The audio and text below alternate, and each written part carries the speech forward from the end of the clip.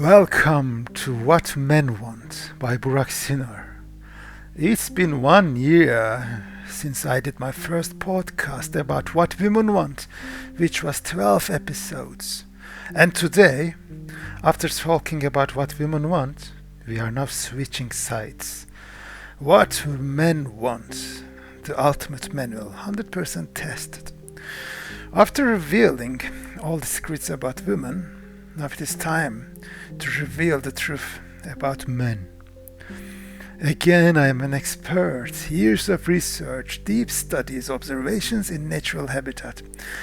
Jokes aside, so what do men want? First of all, let me shock you. Men are simple. Not stupid, not shallow. Simple. And if you understand this one word, you understand everything. Men actually want three main things: respect, peace, appreciation. That's it. Podcast finished. Thank you. No, I'm joking. Let's go deeper. First, respect is everything. If you compliment a man in front of others, you win. If you say, "I'm proud of you," you handled that very well. You are very good at this. Game over. He will remember that sentence for 10 years. Women never forget compliments. Men never forget appreciation. Especially from someone they like. And here is a secret. Men don't get compliments often. So if you tell him, "You smell good," "You look good in that shirt," or "You did a great job," he will replay in his head like his favorite song. But maintain the balance. Do not overdo it. If you compliment every 5 minutes, it loses value. Be precise, be unexpected. Drop the compliment, change subject. Mystery works on men too, but keep it simple. Second, men want to feel needed, but not controlled. Here is something interesting. If you ask a man for help, even something small, he feels important. Like, "Can you open this? Can you check this for me? Or what do you think about this?" You are activating hero mode. But listen carefully. There's a difference between "I need your opinion" and "Why didn't you do this properly?" One builds him up, the other one destroys him. Men connect love with respect. If he feels respected, he stays. If he feels constantly criticized, he slowly disappears. Not immediately, but mentally. Third, peace is attractive. Men deal with stress every day. Work, money, responsibility, competition. If you become his peaceful place, you win. This doesn't mean be silent. This doesn't mean agree with everything. It means not every conversation needs to be a battlefield. If home feels like an interview or court case, he will prefer being outside. Harsh truth, but truth. Peace is powerful. 4. Direct communication. Yes, really. Women sometimes say, "If he really cared, he would understand without me saying it." No, he will not. Men are not built like that. If you want something, say it clearly. "I would like flowers sometimes." "I feel better when you text me good morning," or "I need more time together." Clear instructions is a success. Hidden signals equals confusion. And when men are confused, they either freeze or choose the wrong option. 5. Physical attraction matters. So let's be honest. Yes, it matters, but not in the unrealistic social media way. Men are visual. This is not an insult, it is biology. But here's the deeper truth. Confidence is more attractive than perfection. If you wear something and you feel good in it, he sees that energy. If you walk into a room like you own it, he notices. Men don't overanalyze details like, "Is this tone slightly different?" No, they see the full picture. So energy, smile and presence, that's what it's. 6. the "do you love me" question. Let's say you ask "do you love me" and he says of course. But you ask again tomorrow and next week and again. Now he feels like he is failing a test he doesn't understand. Instead, try this. "I love how you handled that today. I feel safe with you. I like who you are."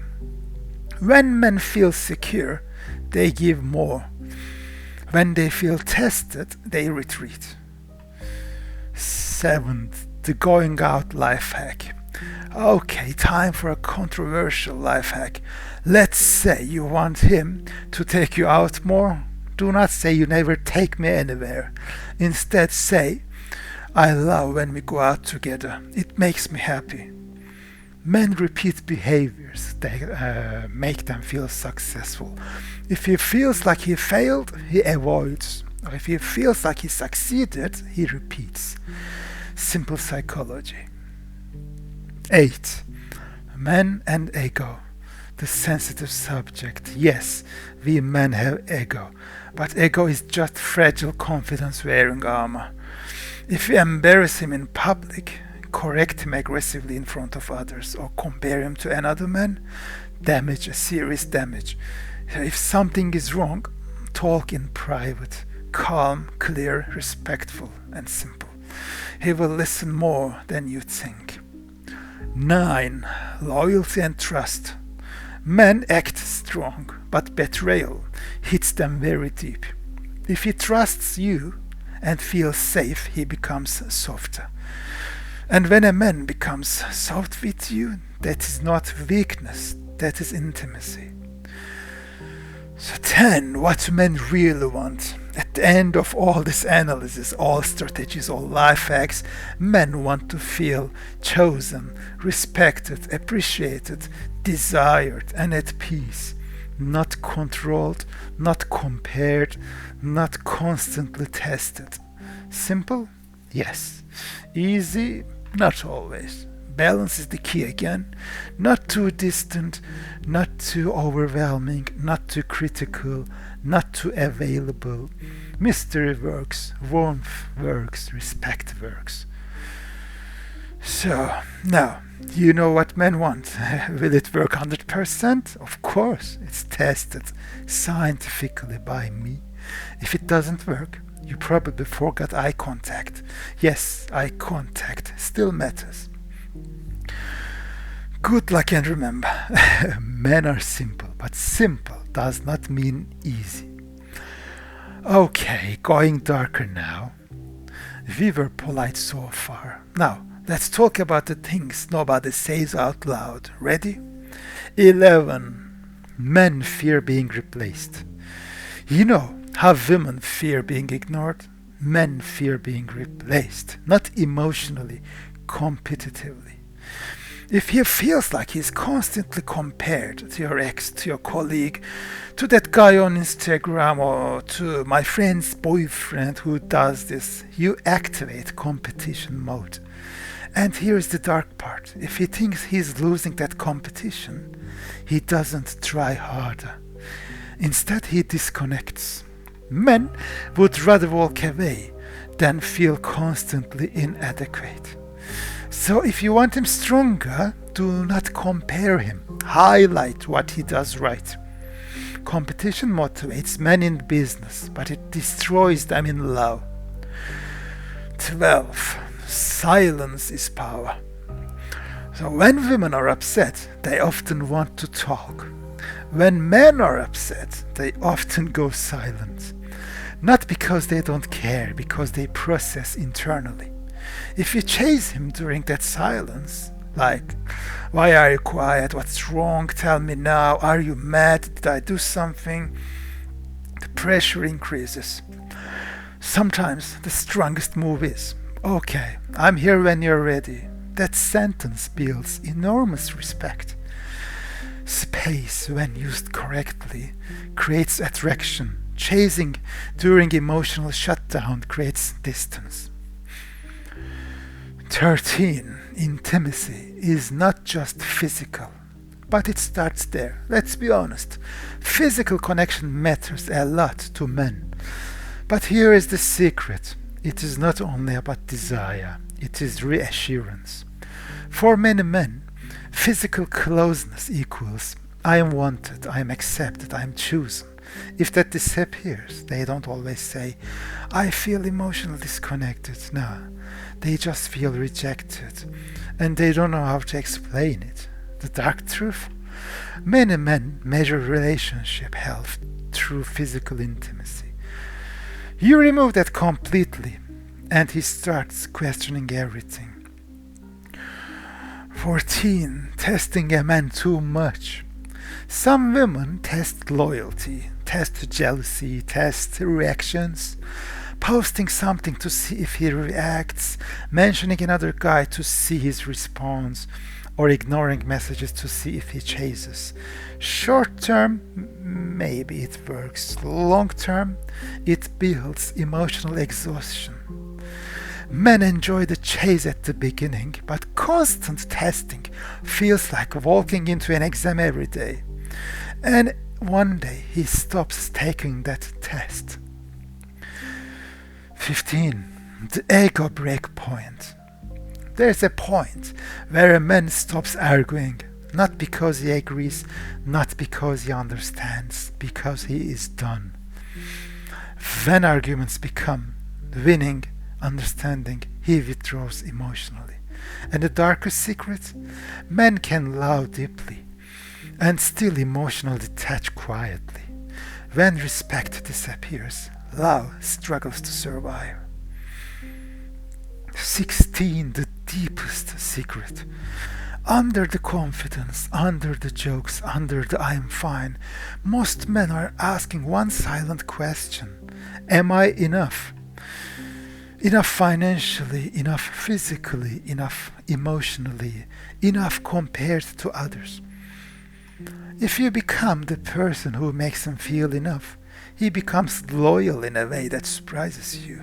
If you constantly make him feel insufficient, he either becomes defensive or distant. Okay, that was darker, now brief. Men are not villains. Women are not complicated puzzles, but just want security, both of them, security. But they express it differently. So yes, respect, peace, appreciation, desire, clarity, and maybe a little mystery. The balance still wins. Perfect. We will push it a little bit further. Still intelligent, still observational, but sharper. That kind of section that makes people slightly uncomfortable and replay it. So here's the upgraded, darker, more controversial section. Up until now we were polite. Now let's say the things people think but don't admit. Ready? So men care about status more than they admit. You might think he only cares about love. He doesn't. He cares how the relationship makes him look. To his family, to his friends, to the world. If he feels proud to introduce you, he invests more. If he feels judged, controlled, or diminished in public, he slowly disconnects. Men don't just fall in love with a woman. They fall in love with how they feel next to her. Does he feel powerful? Does he feel respected, chosen, or managed? The dark truth, if he feels small around you, he will eventually look for a place he feels big. And the drama is exciting. The peace is addictive. At the beginning, a little jealousy, a little unpredictability, a little emotional chaos. Okay, exciting, but long term. Men don't marry excitement, they marry peace. If every small issue becomes a 3-hour emotional marathon, he starts associating you with stress. And men avoid stress strategically. They may stay physically, but mentally they clock out. So controversial opinion is emotional stability is more attractive than the brutal truth about desire. So you want honesty? Here it is. If a man stops feeling desired, he starts feeling replaceable. And when a man feels replaceable, he becomes dangerous. Not aggressive, not dramatic, just emotionally detached.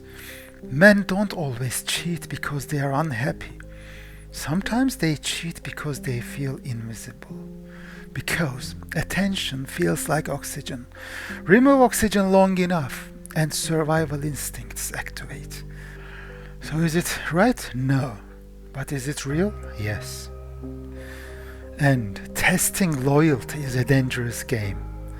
Posting a photo to make him jealous, mentioning another man casually, delaying replies on purpose. You think you are increasing value? No. What you are actually doing is teaching him instability. And men don't invest heavily where the ground feels unstable. Short term he chases, long term he evaluates. And once a man starts evaluating emotionally, the romance already decreased. And respect is sometimes bigger than love. Here is the most controversial one. If you ask a man to choose between feeling loved and feeling respected, he probably chooses respected. Because without respect, love feels like pity. But with respect, love grows naturally. This is why public humiliation is deadly. Mocking him in front of others, deadly. Calling him incapable, deadly. A man can survive less affection, but he cannot survive long-term disrespect. The silent competition. Even if he trusts you, even if he loves you, he is aware other men exist.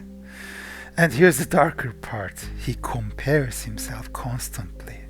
The income, fitness, confidence, social power.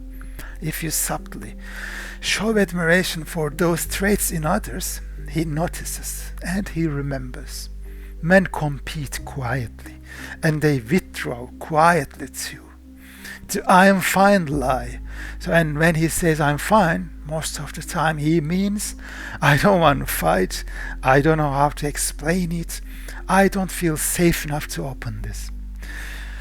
Men are not taught to express emotional confusion. They are taught to perform stability. So they shut down instead of breaking down.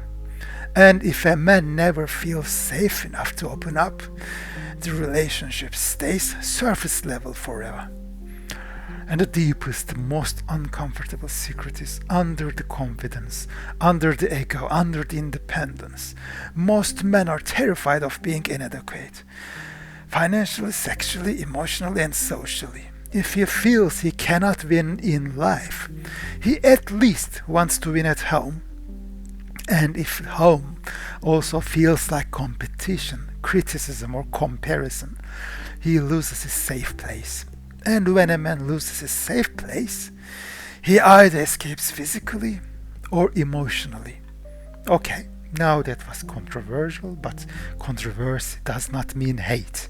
It means honesty. We men are not monsters, and women are not manipulative masterminds, but just protect their vulnerabilities differently. And sometimes the protection mechanisms destroy the connection. Men don't usually cheat because they found someone better. They cheat because someone made them feel better. If a man feels more valued by strangers than by his partner, the relationship is already on the life support. And what men don't say. He does not say I'm afraid. Instead he says I'm fine. He does not say I need reassurance. He says it's okay. He builds himself out of silence, out of pressure, out of expectations he never chose, but somehow must carry.